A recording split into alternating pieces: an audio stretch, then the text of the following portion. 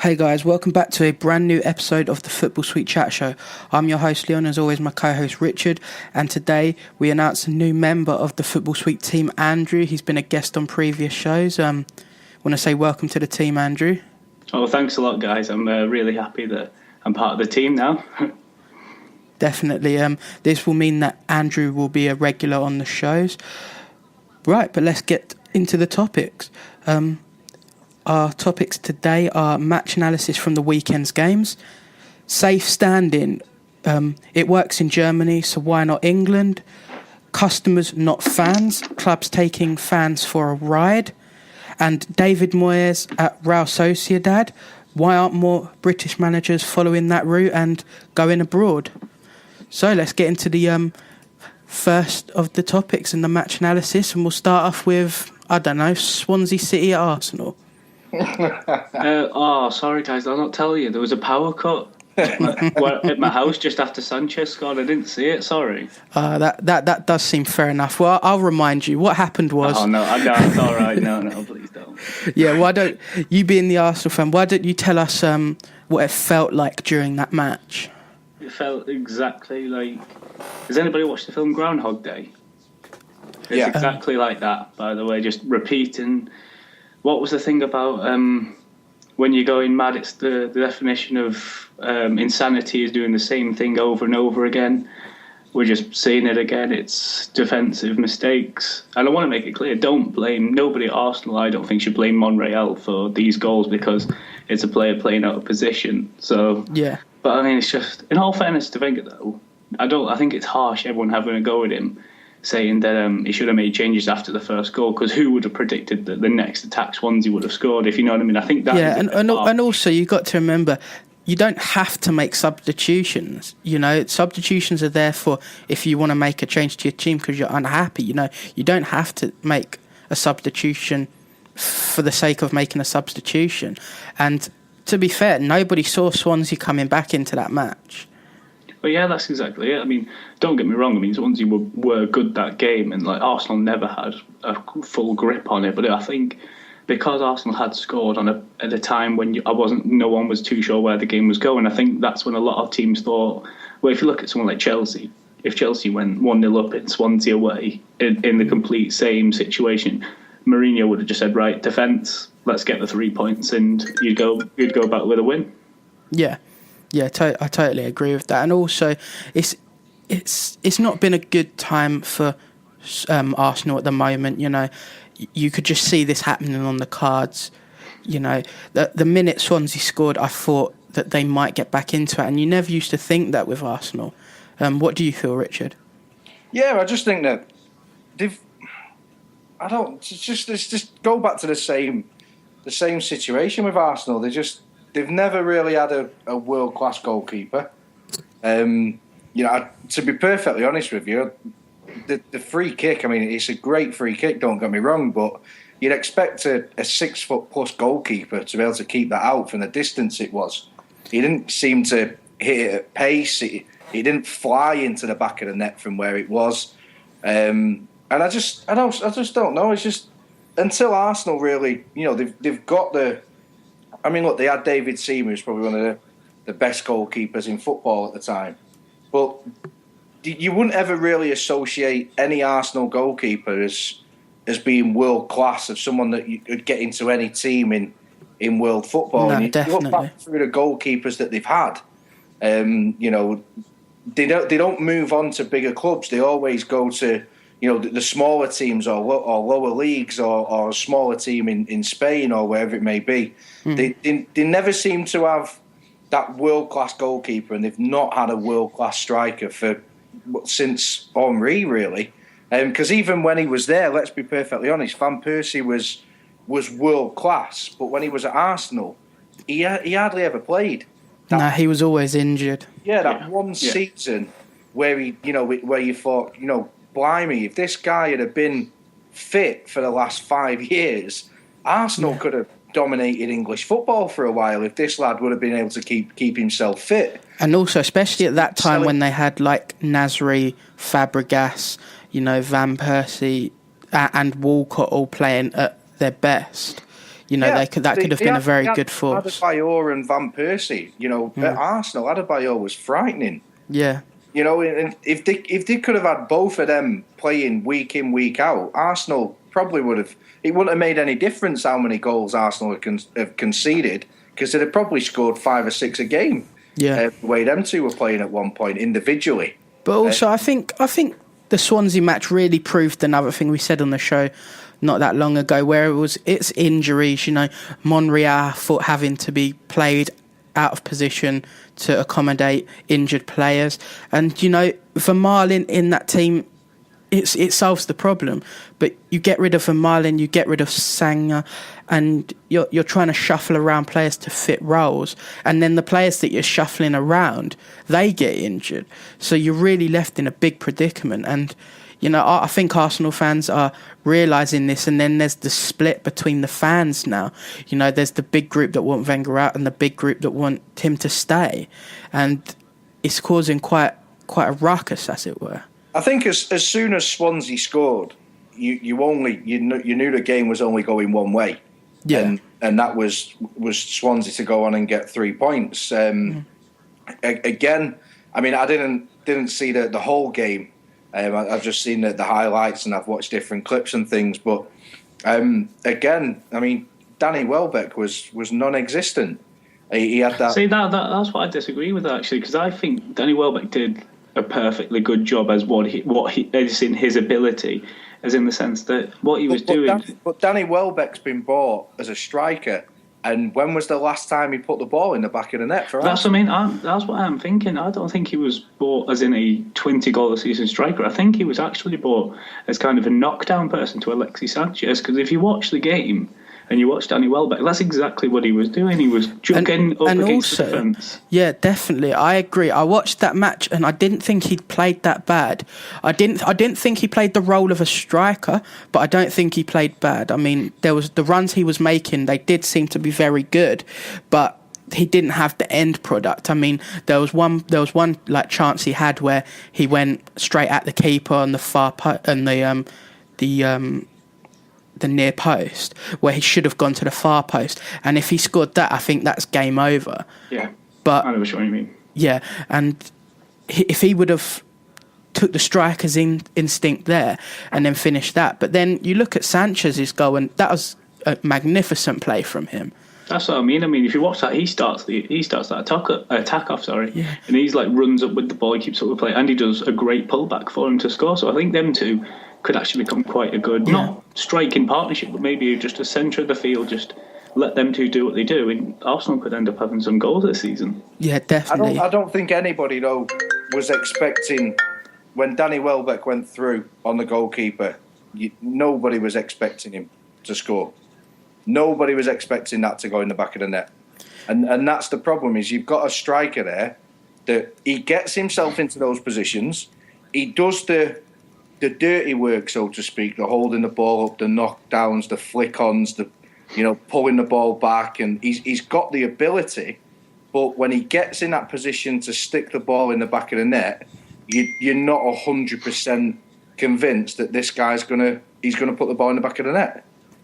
And yeah, definitely. He's, at the end of the day, Danny Welbeck is a striker, and you expect your strikers, if you get one chance, to put it in the back of the net. And I know that's maybe we're talking computer game material there and FIFA and whatever else, but at the end of the day, he should have the ability. He should know that if he sticks that in the back of the net, Arsenal win that game. And he got into the position, he wasn't under any sort of pressure, he could get a clean strike at goal, and he kicks it straight at the goalkeeper. That's true. I wonder if Man United, I'm not obviously blaming Man United at all here, but maybe the fact that maybe something is there from Man United that's he's carried on through his career. Maybe that thing of maybe he wasn't allowed to be, because we know he wasn't allowed to be the number 9 at Man United, and maybe what we're having now is him, even though he's allowed to be, he's still struggling to do it. Yeah, also, I feel like in that match, Welbeck was named as the striker, but it seemed like the minute that match started, him and Sanchez kind of switched roles, because I never sort of saw him hanging around in the middle of the pitch. He was always on the wing. Yeah. And also, I think, Swansea never looked like scoring until they got the free kick, and that all gets solved if the back four play like defenders, because they were like halfway up the pitch when they did not need to be. Well, when the counter-attack happened, seven Arsenal players were in front of the ball. Exactly, and that should... half. But the thing is, like, you saw Gibbs, and Gibbs just took one for the team. I don't blame him for that at all, but why was so many players forward? You're 1-0 up. Okay, the best thing to do when you score is attack again, because, you know, you've got the momentum and you're trying to score again, but this was poor play, and Wenger should know this. Wenger should know it in the Premier League. All it takes is one counter-attack, especially with so many teams being on form recently, like Southampton and Swansea, that you don't expect them to be. Well, yeah, exactly. I mean, there was a point brought up last week from the Anderlecht manager who said that when it was 3-0, he knew his team could get back into it because Arsenal kept attacking and kept going for it. Yeah. I think mainly as well, a good point was brought up, the fact that maybe it isn't all Wenger. Maybe these players need to have the mentality. Like, you know what I mean? It can be their mental problem, because Flamini bombs forward and everything. Like you say, at 1-0 away at Swansea, your CDM should not be bombing forward. Yeah, definitely. But because this is going to turn into its own individual topic on its own, so let's jump onto the next match. We'll do Liverpool versus Chelsea. Obviously, did you guys get to see the match? Yeah, I got to see it. What about you, Richard? Did you manage to get to see it? I got to see it. It was a good game of football. You know, I think, you know, we go back to goal line technology. You know, if 12, 13, 14 months ago, Chelsea don't probably get that goal. Let's be honest. It definitely took the replay to prove to me it was a goal. Yeah. Yeah, I mean, you know, and obviously in regards to technology and stuff, it's good and it's bad. I mean, I think Gus Poyet summed it up quite well. Obviously, if we were debating every single decision, we wouldn't have, you know, the game would still be going on and nobody would have if they were replaying every situation, the debates wouldn't be there. But I think with the game, it's a massive turning point. It's one of those where if that doesn't get given, Chelsea probably then get a little bit annoyed, probably frustrated. They think it's 100% a goal. Liverpool think it's 100% not a goal. Let's be perfectly honest, it was in front of the cop. So if technology wasn't there, it probably wouldn't have been given anyway in that situation. Yeah. And it's a turning point. Chelsea probably then don't go on and win the game. They might nick a goal. But to be fair, like even when Liverpool scored, there wasn't a moment that I thought that we wouldn't win the match. I felt like we were always like sort of in control of that match. You know, the only reason they scored is because of a deflection. You know, I don't think they were ever going to score just an open play goal. You know, it might have been from a corner or something, but they was never going to score because our defence just managed them too well. We, you know, shut down Raheem Sterling, Balotelli. I think that speaks for himself, but yeah. I don't think they brought anything to the match. I didn't think any of them played particularly well. I think Diego Costa got under skirt or skin within the first 10 minutes, and he spent the rest of the match trying to get one back on him. And I think we just played too well to get beaten. I think in all fairness, I think we just need to appreciate Chelsea are just on a different level. It's like I was on this show talking about the Arsenal-Chelsea game.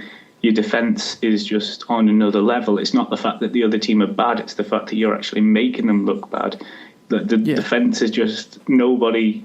It's the depth that you've got in the defence as well. I mean, you go up to Liverpool, and when they want to score, they will bomb forward and do it. But I mean, you just quiet teams out, and it's just you're getting these results. And I think the title's going to be yours quite soon.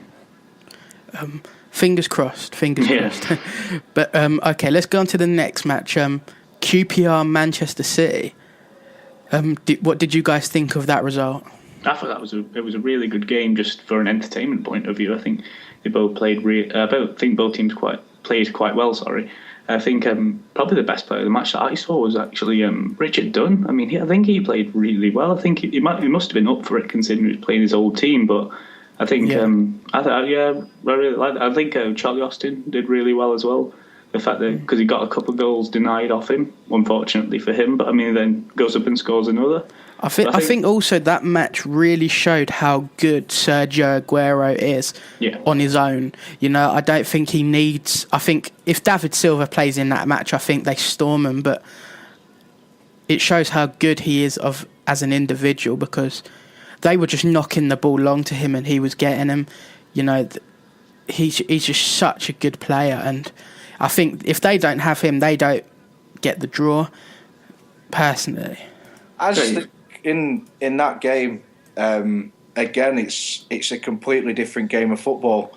If the second goal, obviously the first one, he's Stevie Wonder could see he was offside, so you can understand why the header it was given as offside. But I think the free kick from Joe Hart to disallow that goal, I don't think anybody in the ground saw that in real time. No, and also I don't understand why that is a rule, because all he's done is he's messed up and Charlie Austin's taken his chance. Exactly, and that's a different game of football because QPR go in at half-time, 2-1 up. Yeah. Again, I mean, I don't think it was handball from Aguero. It was a great piece of skill. He's not intentionally handled the ball. Yeah, he's got an advantage from it because definitely he doesn't control it. So maybe you can say maybe it should have been a foul, but a free kick. Because a lot of the time, Aguero didn't extend his body to stop the ball.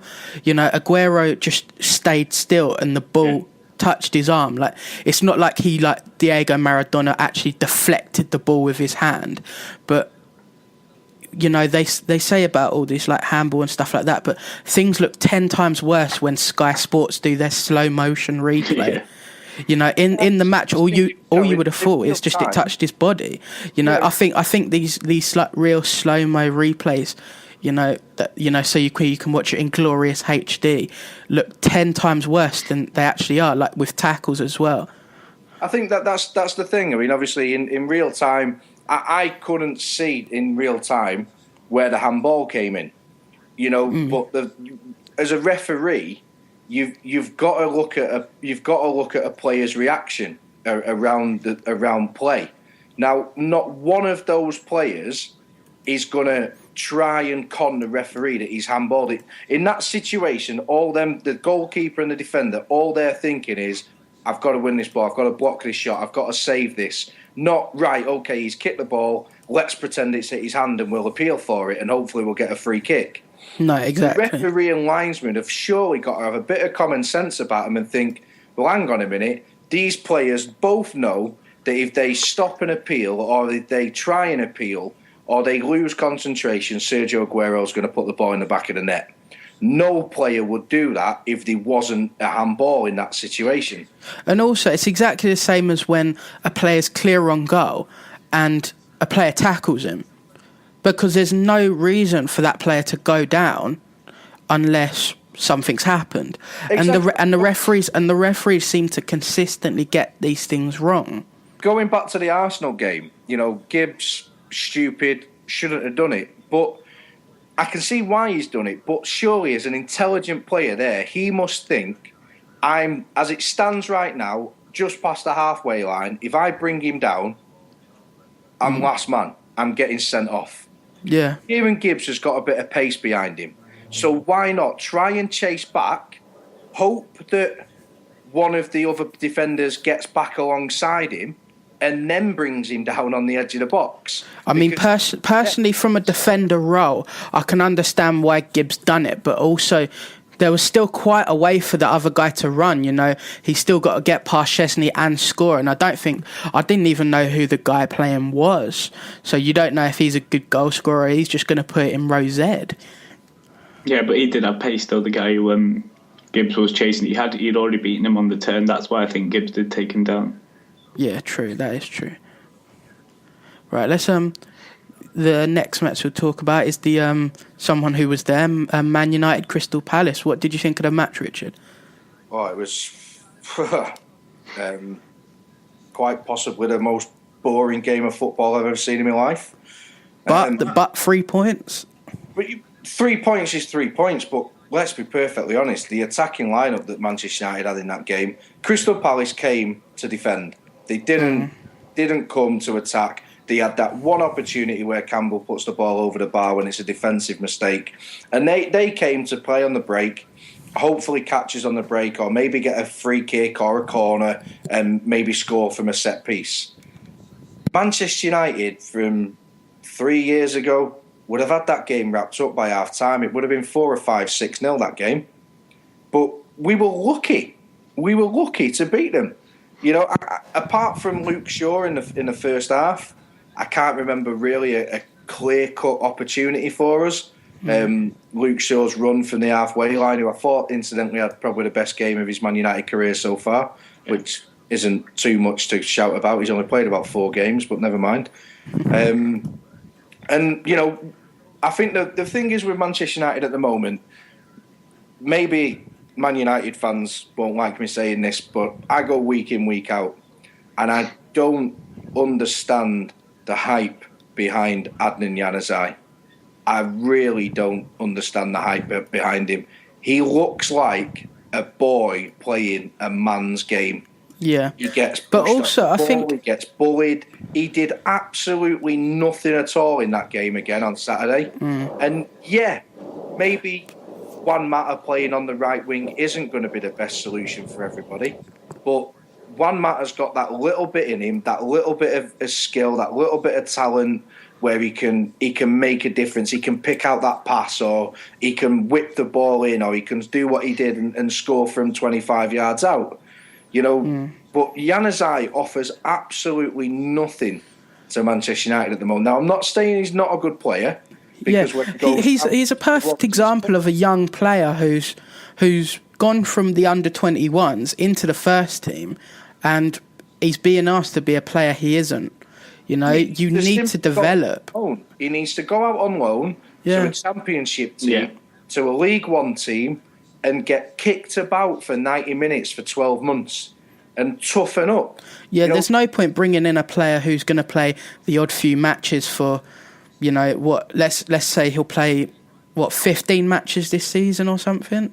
But look, he's getting in the team at the moment because, to be fair, we've not really got much else as it stands at the moment. I mean, I don't know whether Ashley Young's fell off the face of the earth or not, but I've not seen that bloke for a while.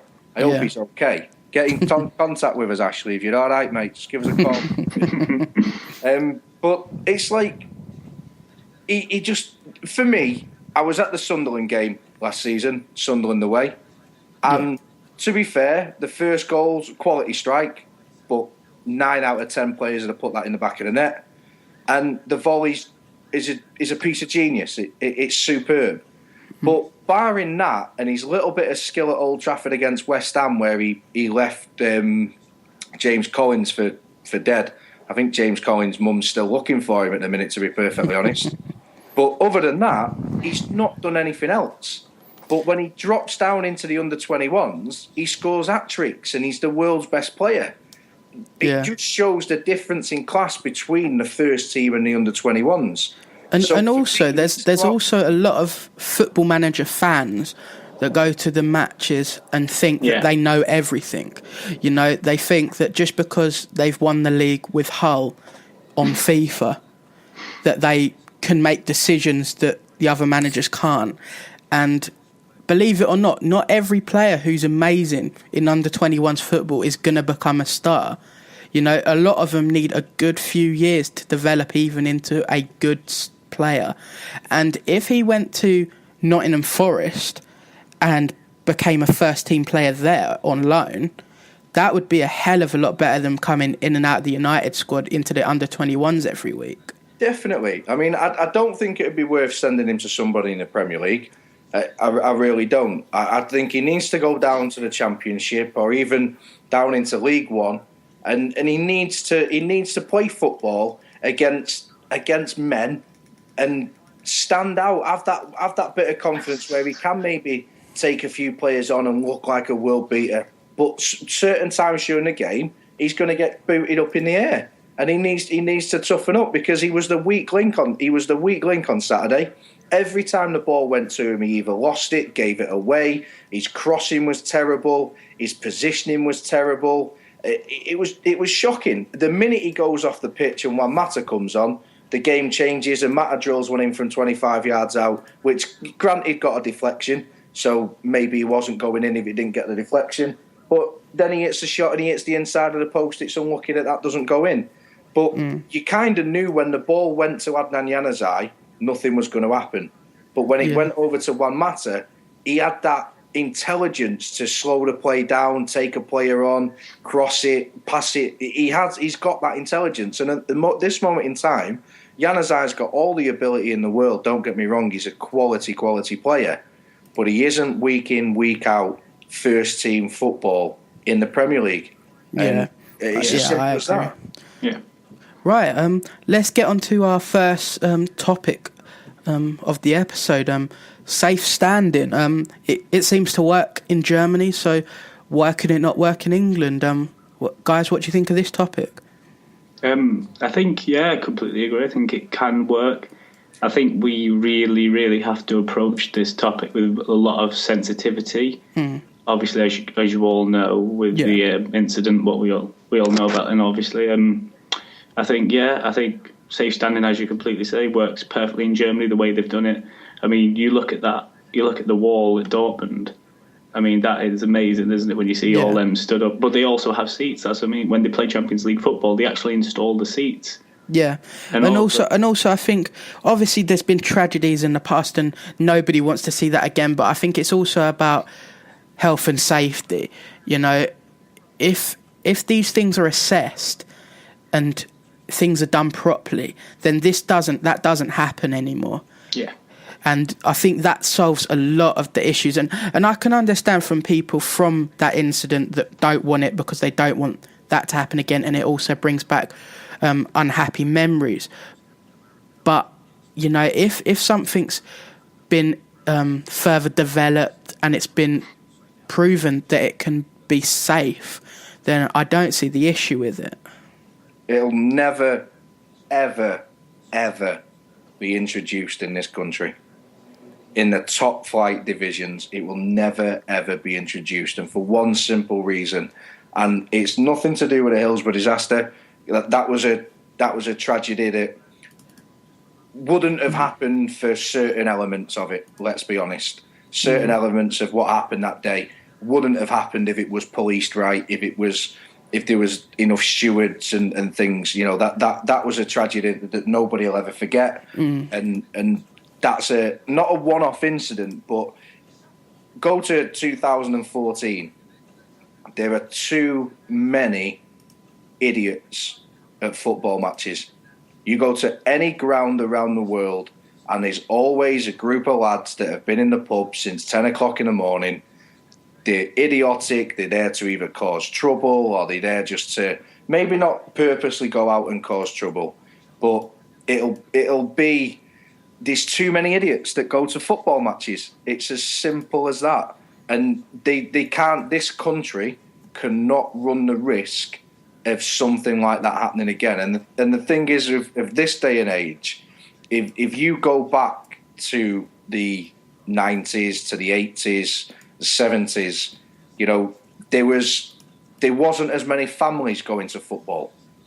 You know, it was either blokes or young lads. There wasn't that many women that went to the football. There wasn't that many families that went to the football. So how do you police it? How do you have it?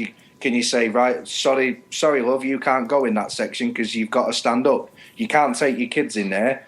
You're going to have to sit over here. There's no way in this country of doing it.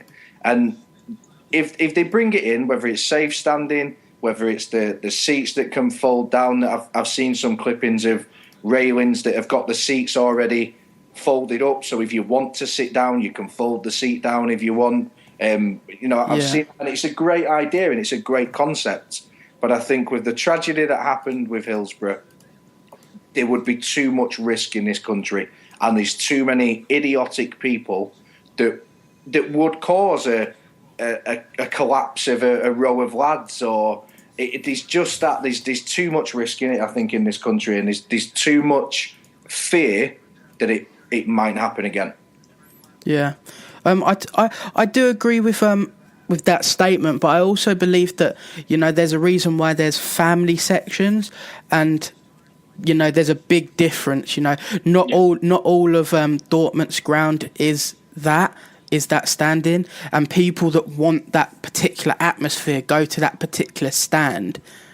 You know, that's what I think the big difference is. Obviously, I agree with what you're saying. There's too many idiots in football, but I don't think, you know, this incident didn't happen before the Hillsborough incident, and like you said, it was poor policing, and obviously there was a health and safety risk, and, you know, nobody wants to see that happen again. But, you know, it wasn't a common incident where that was happening.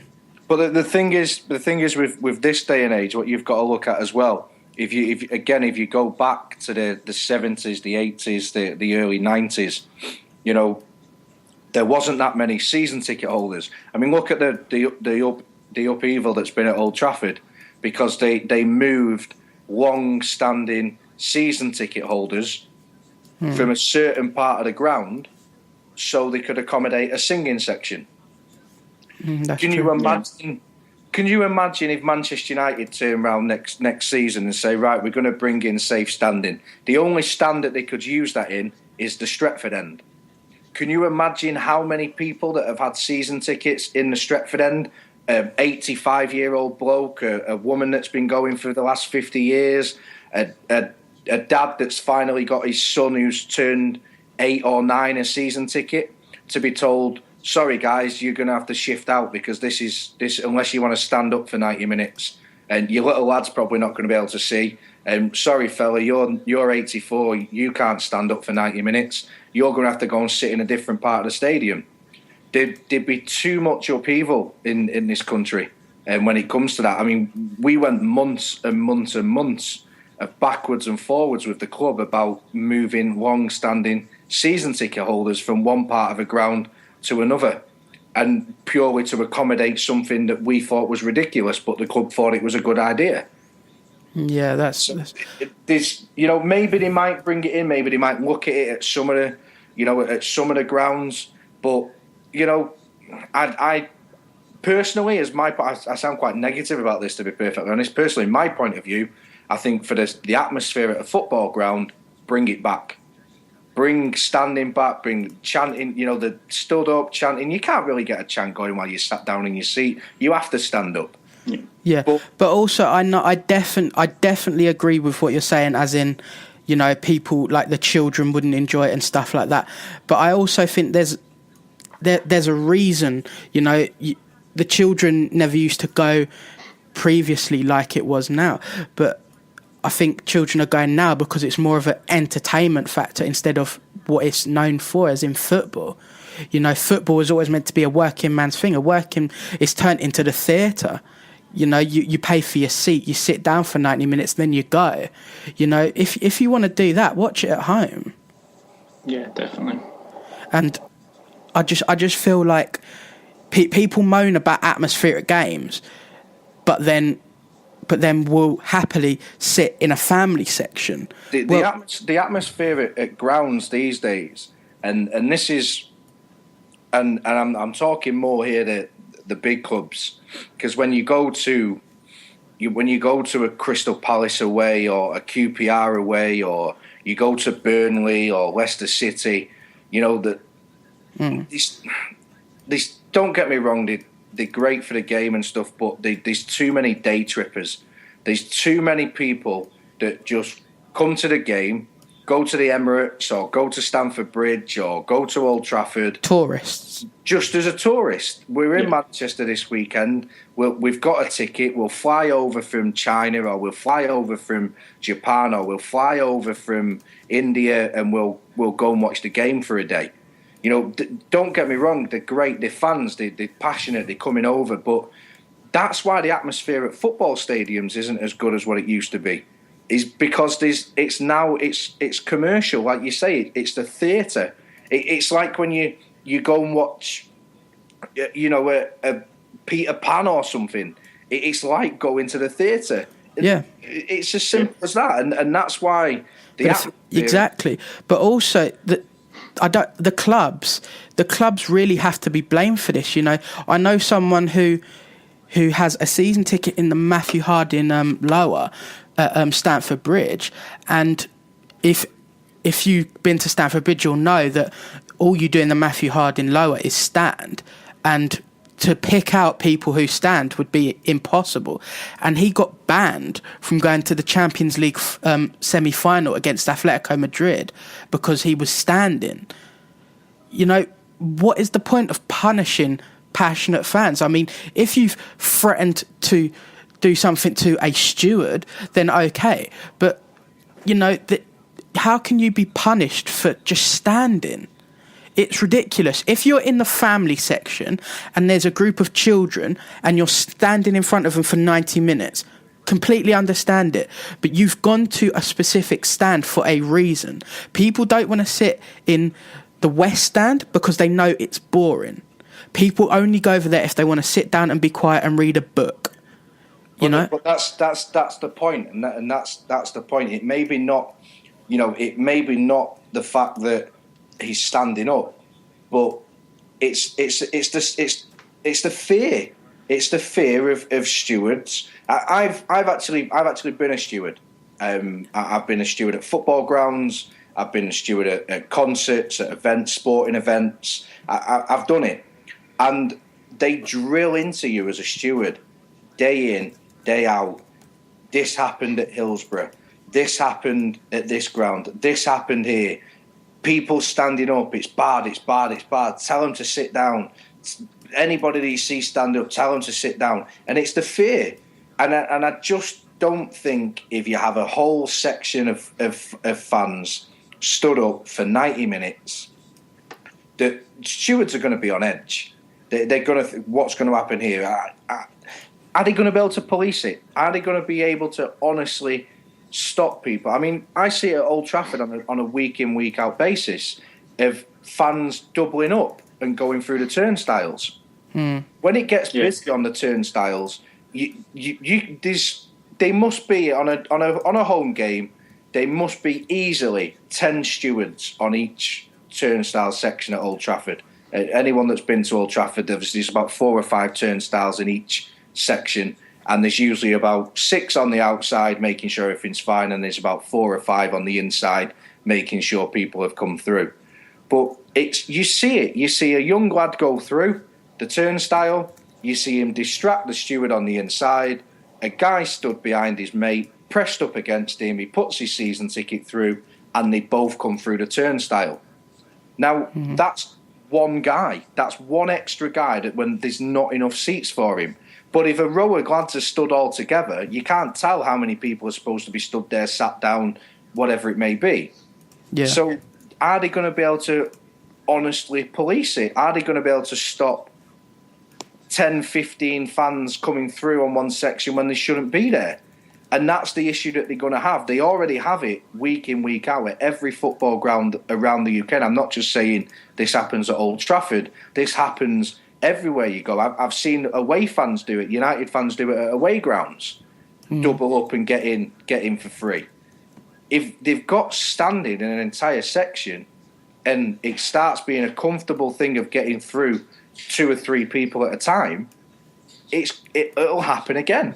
And not on the basis that it won't be policed properly, but on the basis that there's just going to be too many people in that section. A goal scored, people get excited, they've had a few beers, they fall over each other, and a tragedy would happen again. And that's what the fear is in this country, that it will happen again. I definitely understand what where you're coming from on that, and it's obviously a subject that we're all interested in, and a lot of stadiums now that they're not built for it now as well. You look at like new stadiums like the Emirates, it's probably going to be a bit difficult to install safe standing at a certain bit of the stadium, don't you think, Andrew? Yeah, I completely understand about that point about the Emirates. It is exactly what you say. It's been made to not have safe standard and all that. And I agree with what you were mentioning before about stewards taking members of the crowd out of the stadium, ejecting them just solely on the basis of standing, because it happens every match at the Emirates. You always see them in the East Stand getting completely back thrown. And when you sit in the clock end as well, as Richard was pointing out, the stewards do come round and it is persistent up and down the rows, sit down. Yeah. But it's like, but the sections at the Emirates now, Area 5 in the North Bank, everybody stands up. There isn't, nobody questions that those people have stood up. It happens. So I think, in a sense, not in the traditional sense, but at the Emirates, there is a safe standing because people stand there and it works. It's not the traditional. There's nothing there that's made them do that. They just realised that we're going to stand and this is what we're going to do, and everyone seemed happy with it. So it works. That's the same in the singing section as well at Old Trafford. I mean, I actually still... I kept my ticket. I'm actually in the singing section at Old Trafford, and everybody stands. But I think it's just the basis of everybody stood up. We can't tell everybody to sit down. If we tell everyone to sit down and they don't sit down, we can't throw 3,000 people out of the football ground. Yeah. And that's where the issue is. Fans know. If 3,000 people are stood up, then they can't throw us all out. And they can't tell us all to sit down individually, because every time someone sits down, someone else will stand up. So the stewards are just in the case of, right, well, we'll leave it where it is. But if anything happens, at least at least it'll be shown with the cameras and things and security at football grounds now that will have been seen going up and down the stairs, asking them to sit down and making sure it was all right. But we can't make 3,000 people do something they don't want to do. Whereas if there's a section for that and there's 10,000 people stood up, meant to be stood up, it's a stood up, it's a standing section, then that's where your issue lies. And I personally can't see it happening in England. I really can't. Yeah, it's obviously one of them topics that people will always bring forward, and they'll say it works in lower leagues. Well, you're not going to get 40,000 people at a lower league match, are you? So if you see a lower league team get promoted to the Premier League or to the Championship, what's the first thing they've got to do? Put seats in. Yeah, because they know, not on the basis that, it's a regulation, it's a rule of the leagues, but let's say, for instance, a lower league team eventually gets promoted to the Premier League and they've got to obviously have seating. It's not on the basis that it's a rule, it's on the basis that they know that if Rochdale's ground holds 25,000 people, 25,000 people will go because Rochdale are in the Premier League and they're going to be playing Chelsea and Man United, and that's why, because they won't be able to police it. Whereas now, when they get in the 8,000s, 9,000s, 10,000s, you can police it because there's the space. There's not that many people going. Yeah, that's true. That is true. Right. Let's go on to the other topic. Great, that was a great discussion actually on the safe standing. Leave in the comments what you feel of that topic as well. Our next topic is customers, not fans. A topic that I know that Andrew particularly liked. Clubs taking fans for a ride when it comes to tickets. When it comes to mega stores, like buying new football shirts and all the other merchandise. Do you guys feel that clubs are taking fans for a ride these days? Oh yeah, definitely. They are 100% playing on the loyalties of all three of us. They know exactly the fact that they can charge near enough whatever they want, and those guys will pay it. But why do you think that they do this? I think, just from an Arsenal point of view, we have a billionaire owner who still somehow pockets 6 million of the money. You know what I mean? These people can't have enough money. They just need to keep. If Arsenal make £100 million profit this season, Stan Kroenke doesn't think it's enough. He needs to make 200 next year, so he needs to put up these ticket prices. These people aren't.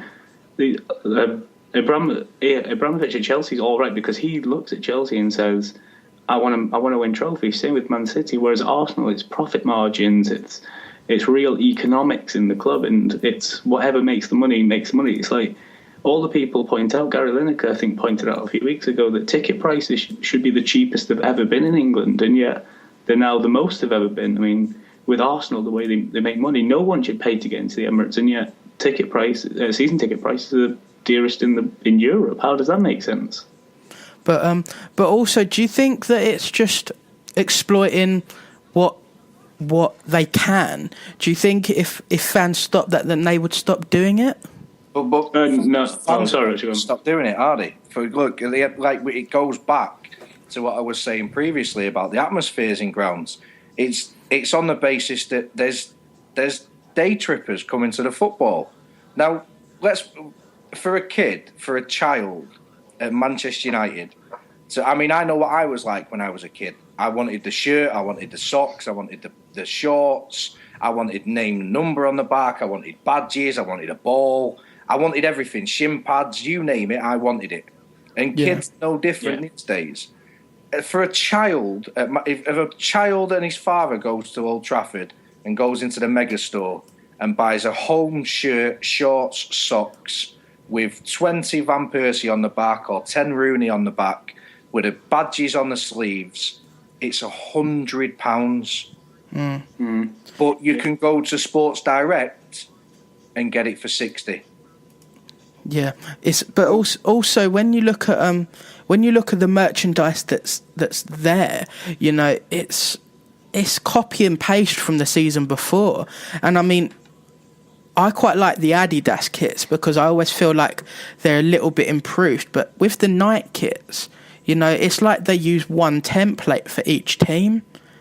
Yeah. It's like with the Man United top and the Man City top, the only thing that's different is the colour and sponsors. I just think it's all about, for clubs these days, making, you know, the most they can, and they know for a fact that, you know, let's be perfectly honest with you, when, you know, Manchester United, there's going to be at least 70,000 people turn up to a game week in, week out. As a minimum, there's going to be 70,000 people there. The vast majority of them are going to be people that go to Old Trafford week in, week out. But a large percentage are going to be people that are there for the day. They want to go on the stadium tours. They want to go and see the ground. They want to go into the megastore. They want to buy an iPhone case for $19.99 with a Manchester United badge on the back. You can get the same one on eBay for 99p. But they'll buy it because I've bought it from the megastore. I've got it from Old Trafford. Yeah, souvenirs, yeah. Yeah, it's a souvenir.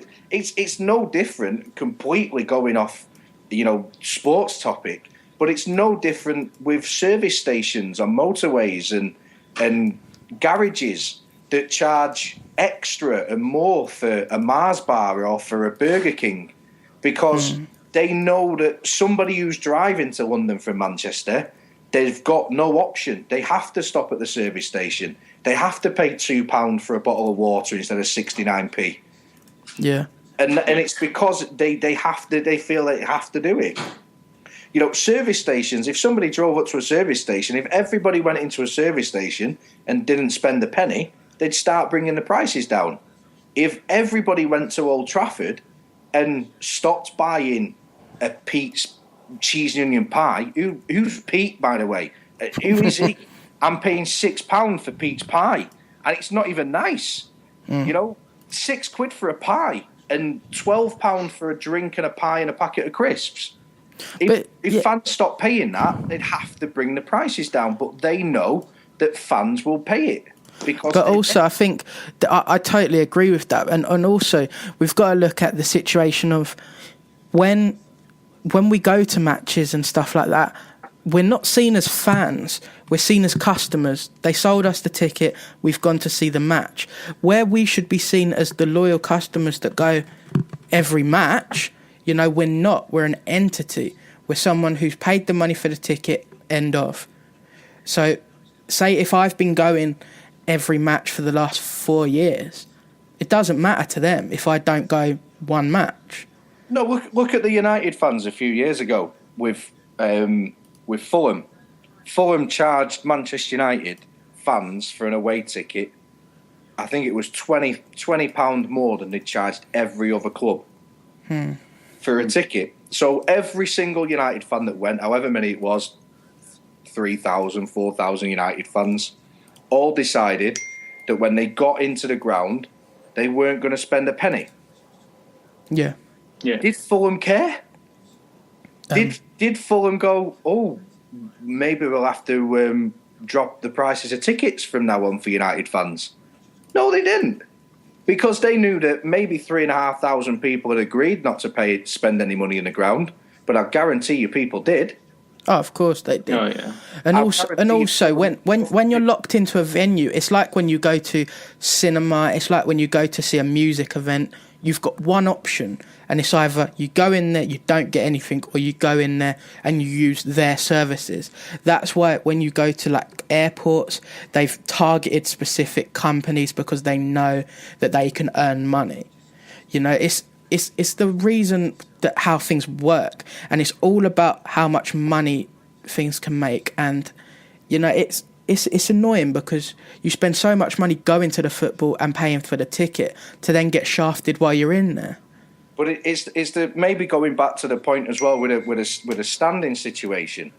If Manchester United turned around and said, right, okay, we're going to put a standing section in that part of the ground, and they tell a load of season ticket holders that they've got to move, what are your options? The options for Manchester United fans this season was either move to a different part of the ground, but you'll have to wait until everybody else in the stadium has renewed their season tickets, and then we'll give you options of what's available and what's left.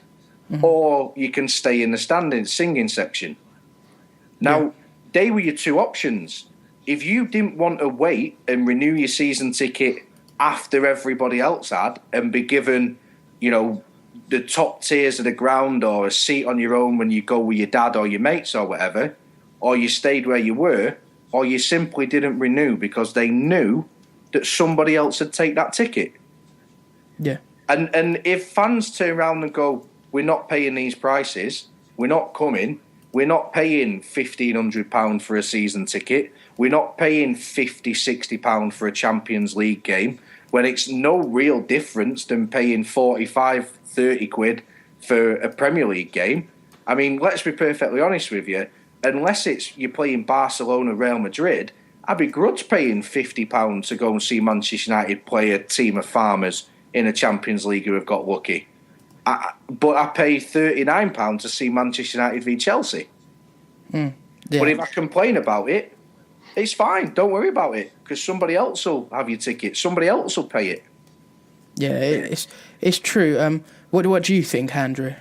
Yeah, I agree completely. I think I've completely. I don't buy the shirt anymore. I don't buy anything at the Emirates. I literally go I spend $350 on a program, and that's it. I don't give them any more money than I have. I don't have that much money left once they've took all they can, really, in terms of the day of football. I mean, it is ridiculous. We are customers in their eyes. You guys have hit it on the nail on the head.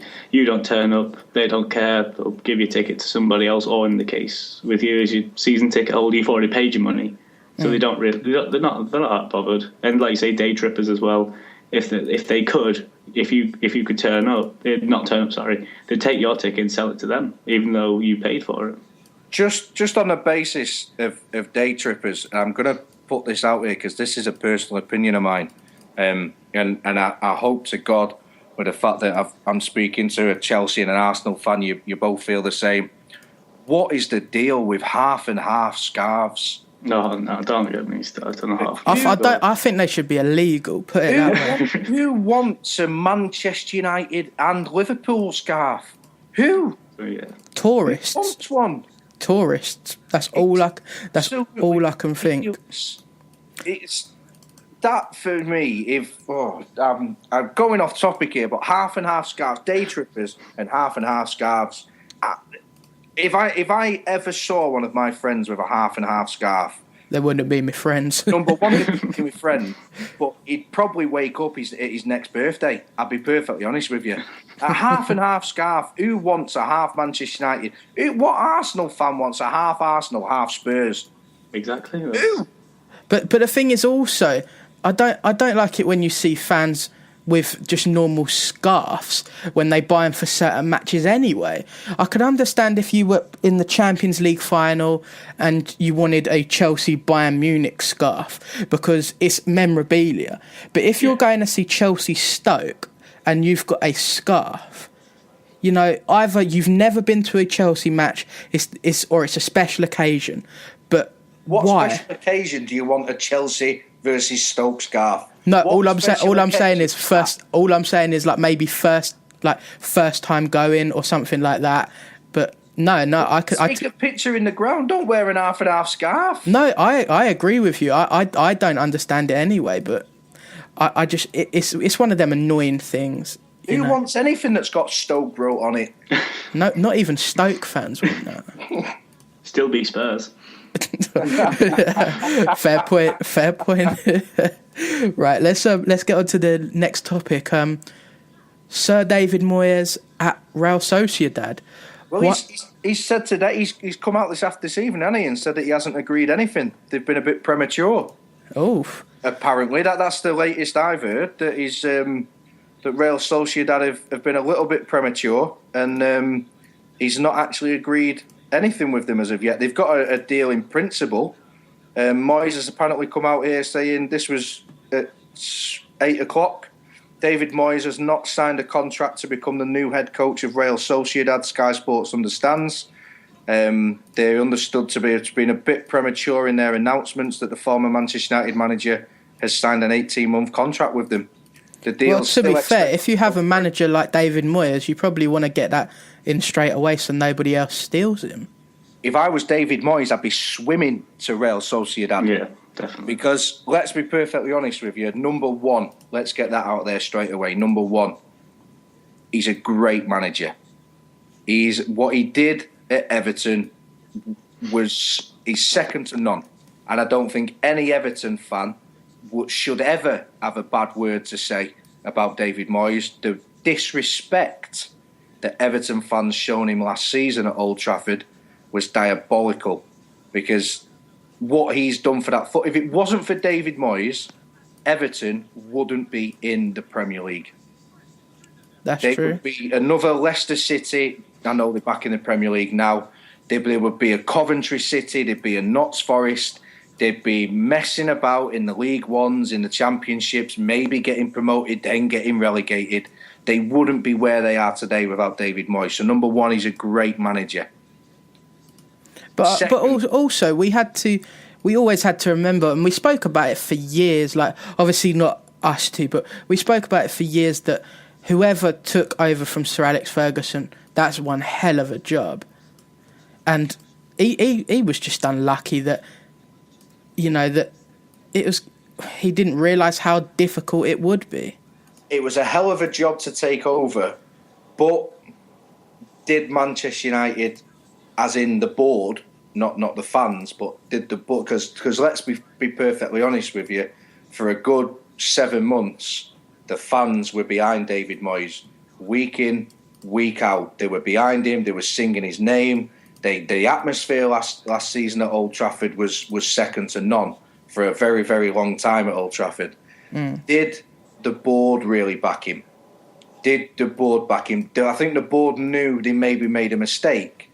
But let's be honest, has Louis van Gaal done anything different? The only different thing that Louis van Gaal's done is spend nearly £200 million on talent, and we're still labouring in the mid-7th, 8th in the Premier League, struggling to beat teams, struggling to grind out a result, getting beat by the teams around us, not being able to, not 2 or 3 years ago, Man United fans didn't care that we were going to Eastlands, or didn't care that we were going to the Emirates, or didn't care that we were going to Stamford Bridge or to Anfield, because we'd probably win, or we'd put a cracking result in.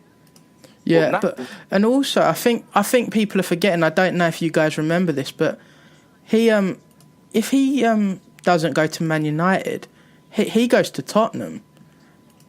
He was in line for the Tottenham job, and I think people seem to forget that. I mean, he's a great manager, but in his history, but he hadn't done it for a while, and he had failed at the last few clubs he was at. I just think with David. Look, at the end of the day, he's going to a club with little to no expectations. Real Sociedad do not expect to finish in the Champions League places. Do not expect to win the trophies. It's the same with Everton. No disrespect to Everton, they're a fantastic football club. They're one of the few proper football clubs. Everton, they're a proper football club, and I've never understood why one of these big owners has never really got in for Everton, because they've got everything that you need. They're not in a massive amount of debt. They're a good team. They've got a good manager. They've got good players. They've got a fantastic fan base.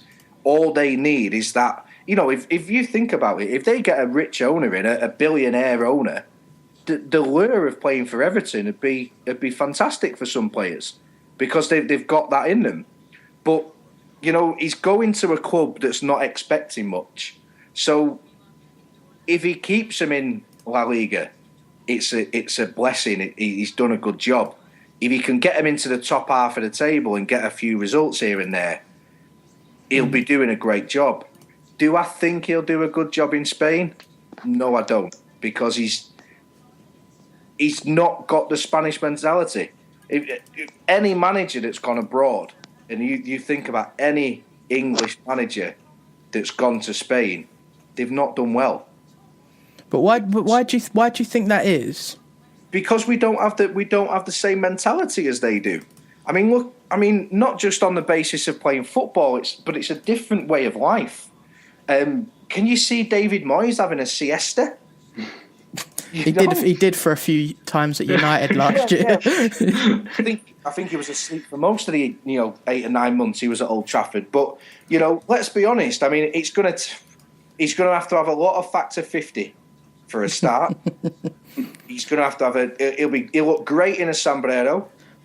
But I think perfect thing that we've got to look forward to is we've got to look forward to Phil Neville coaching in Spain. Can you imagine Phil Neville in Spain? Wow. That's the only thing I'm looking forward to about him moving. I just want to see Phil Neville coaching in Spain. Can you imagine him telling Real Sociedad players that they've got to play like Phil Jagielka? They probably don't even know who Phil Jagielka is. No, I think they all know who Phil Jagielka is. But apparently, here's one for you on Phil Jagielka. Apparently, according to EA Sports, he's the fastest player in the Premier League. And now I don't know what the person at EA Sports was smoking that day, but if Phil Jagielka ever outruns Theo Walcott or Sanchez or Gareth Bale or whoever it is, then I'll buy everybody a season ticket that comments on this. Because if Phil Jagielka's the fastest player in the Premier League, I struggle running a bath, but I reckon I could beat him in a race. But I know this was definitely a interesting topic for Andrew. So what do you feel that what do you feel about the British managers abroad, Andrew? I think it's interesting the fact that there must be. Do you think there is a correlation between our managers in Britain and our players? Because why don't we go abroad? Is there must be a fear there or something, or maybe there's too much of a lure of comfort at home. But look at all these other international teams. Everybody's from different places. They're all from England and Germany and Spain, and they're winning titles with them, and then we're doing the same with the country. And I think our problem is the fact that I think it may actually harm the national team, the fact that we haven't got British managers in Spain, in Real Betis, in the Bundesliga, or at Cologne. I think there must be a fear there. There must be. Yeah, definitely, I agree. But it's also the same as Oh yeah, you go ahead, Richard. It's not a fear. I don't think it's a fear of on our side. I don't think it's a fear of our players not wanting to go abroad. It's not a fear of our managers not wanting to go abroad. I just don't think anybody in Spain or Italy or Germany thinks it'd be a success. Apart from obviously Gareth Bale's, he's been a success at Real Madrid. Possibly Wayne Rooney would be a success in Spain or Italy. But we see it we see it after season. These players, you look at Paul Gascoigne, one of the most gifted footballers to ever grace this game, without a shadow of a doubt, gifted. But when he went to Italy, the way he played football, they didn't understand it. He was getting sent off week in, week out because he was tackling players when you're not supposed to tackle. You're supposed to let them do the little tricks and stuff and pass the ball around you. You're not supposed to tackle him. And it was the same with Paul Ince when he went to Inter Milan. He was sticking his foot in. That's the way we play football. We get stuck in. They don't get stuck in Spain. They don't get stuck in Portugal, in Italy. They like passing the ball around, and that's what the fans like, and that's what the referees are used to, and that's what the managers are used to. So when David Moyes goes to Real Sociedad and he's telling them to defend and he's telling them to get stuck in and to kick it into row Z if they're ever under pressure, they're not going to want to do that. The defenders going to do a little backflip and chip it over the forward's head and then backheel it to the left winger.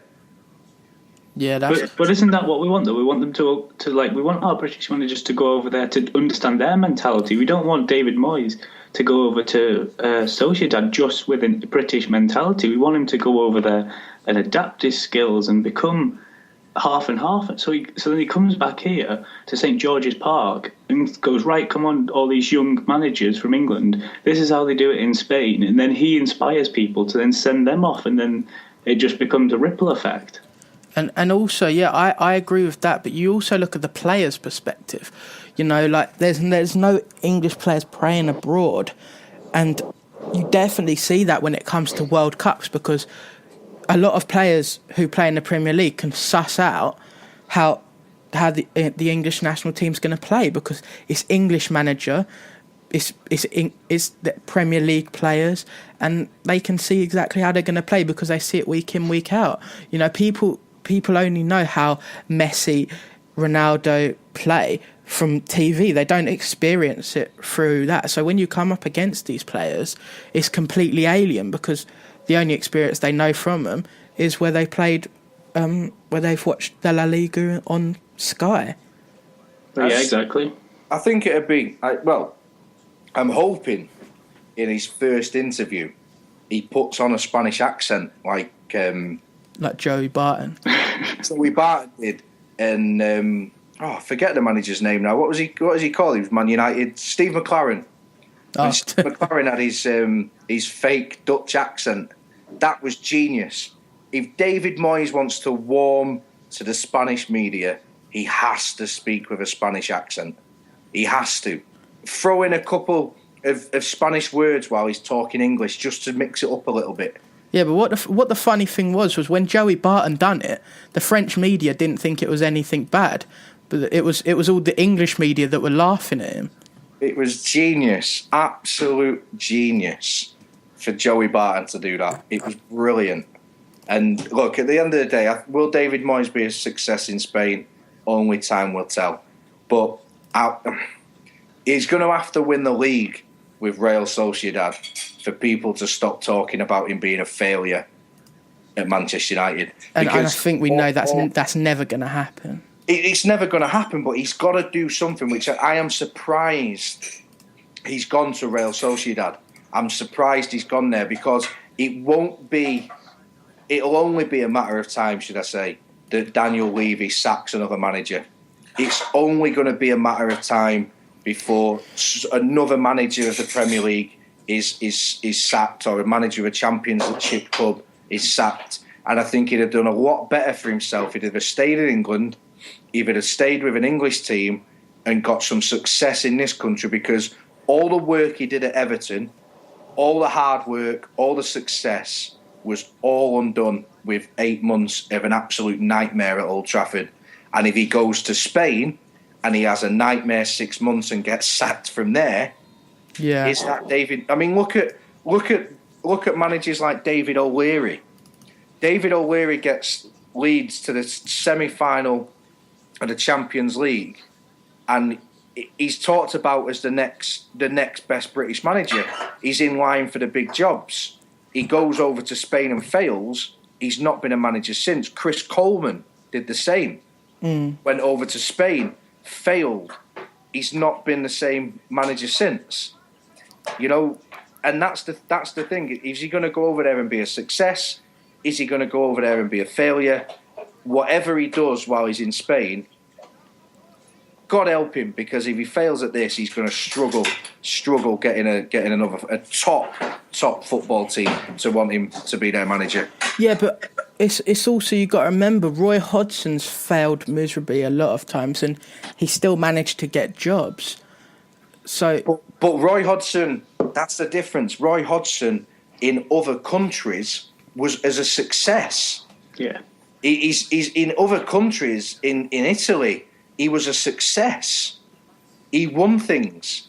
yeah, When true, he was a success at West Brom. He only started to fail when he went to Liverpool. Yeah, that's a fair point. You know, and that's why now, if Roy Hodgson takes the England job after what he did with West Brom, then he doesn't get half the stick he's getting for failing at Liverpool. Yeah, that is true. But don't you think that the instance of English players going abroad would also help English football? It would, but who's going to want them? Who can? If you go through the English team now, if we go through the English football team, if we go Joe Hart, can you see him playing for any big club in Spain, in Italy, in France? I can't see any players wanting any players unless perhaps Rooney, but then only a certain team, maybe Madrid. Maybe Wayne Rooney, maybe once he kicks on a little bit, Barkley, who's at Everton at the moment. Can anyone see Oxlade-Chamberlain playing in Spain or Italy? Can anyone see Wiltshire playing in Spain or Italy? Can anyone see Jack Coleman playing in Spain or Italy? Yep. You know, and don't get me wrong, I'm not saying these aren't good players. You know, Oxlade-Chamberlain's a fantastic talent. You know, so's Wiltshire to an extent in England. So, you know, Coleman's a fantastic talent. But can you ever really see Real Madrid wanting to spend £25 million on Coleman? No, and also, I don't know if you guys agree, but when you look at the English national team, I just see overplayed hype. no, yeah, that's exactly it, isn't it? Just going back to that point as well, I think we missed out on something this summer, because I really wish Tom Ince had gone to Inter Milan instead of Hull, because that would have been a really good thing to look at. Yeah. The fact that, because obviously, but that's another thing to look at. Like, why wouldn't Tom Ince want to go to Inter Milan? So that's what I mean when I think there's a comfort there. He's not even getting played at Hull. He's at Nottingham Forest on loan now. Exactly. His attitude's all wrong. That's why. And it's pure and simply down to the fact that in this country, as a youngster, before you've even done anything at all, if you show even an ounce of talent, you're put on a pedestal as the next big thing, the next world best player. And they know, Tom Ince knows, that he's not going to go to Inter Milan, and he's not going to walk straight into the first team. He's not going to be the big star that he's been at Blackpool. He knows he's going to have to work hard. He's going to have to adapt to a lifestyle. He's going to have to adapt to a language. He's going to have to adapt to a different way of football. And it's far too much effort, because he can go to Hull and he can be the Tom Ince that everybody knows. And it's as simple as that he didn't want that challenge, because look at Gareth Bale. Gareth Bale could have gone to any football club in the world. He could have gone to Madrid, he could have gone to Juventus, he could have come to United, he could have gone to Chelsea, he could have done the unthinkable thing and gone to Arsenal, he could have gone to Man City, he could have gone anywhere. But he went to Real Madrid because that's where he wanted to play, and he's bettered himself. He's learnt the language, he's learnt a different lifestyle. Because he wanted to be that player. Tom Ince has been put on a pedestal, and he just thinks he's the next best thing, and it's proved that he isn't, because like you say, he's now on loan at Nottingham Forest and he can't even get in the Hull team. Yeah, but and also it's, you look at English players now and you know they think they're better than they are, you know, and then they get found out when you go to international tournaments. I haven't really seen a decent England team since Sven Gordon Eriksson. I honestly say I haven't seen one since. Same. No, I'd say, I don't know. I think Glenn Hoddle's England team, obviously Beckham's kick in the World Cup against Argentina. I think Glenn Hoddle had a fantastic England team. Oh no, I said like after Sven Gordon Eriksson. Oh, it's after Sven Gordon Eriksson. Yeah. I don't even think Sven Gordon Eriksson was that good, to be perfectly honest with you. But after that, no, because it's the mentality of English players.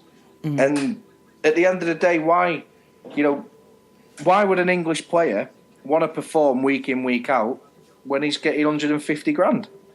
He knows whether he has a bad game or not, whether he scores 5 goals or doesn't he can't hit a band with a banjo.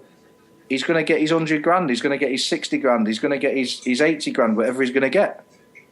And English players know, apart from if you go to your Barcelonas or your Real Madrids, Wayne Rooney knows he's on 300 grand a week at Old Trafford. If Wayne Rooney goes anywhere other than Barcelona or Real Madrid, he isn't getting 300 grand a week. Yeah, it's a fair statement. Right, I think we'll call an end to this episode here, guys. Thanks for coming on to the show, guys. And if you have any interesting topics that you'd hope we discuss or want to discuss it with us, please leave a comment in the description. Send us a tweet. Our Twitter's in the description and on the video. And thank you. Yeah, see you later, guys. Thanks a lot for listening. Cheers.